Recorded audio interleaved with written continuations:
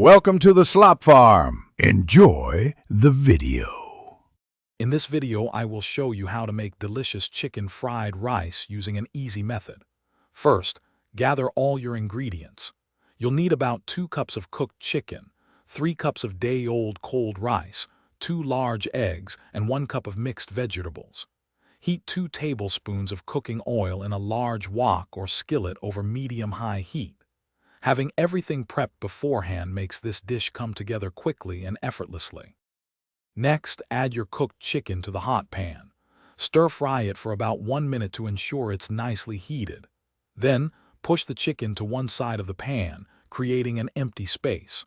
Crack 2 large eggs directly into this space and quickly scramble them. Once the eggs are cooked, break them into smaller pieces and mix them thoroughly with the chicken. This adds a wonderful texture and richness. Now it's time for the star of the show, the rice. Add 3 cups of cold, day-old rice to the pan. It's crucial to use cold rice for the best texture as it prevents stickiness. Break up any clumps as you stir. Then, add 1 cup of your favorite mixed vegetables, like peas and carrots.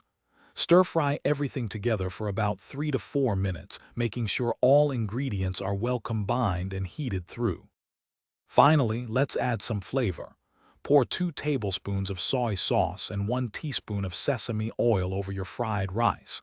If you like, add a pinch of white pepper or any other seasonings you prefer.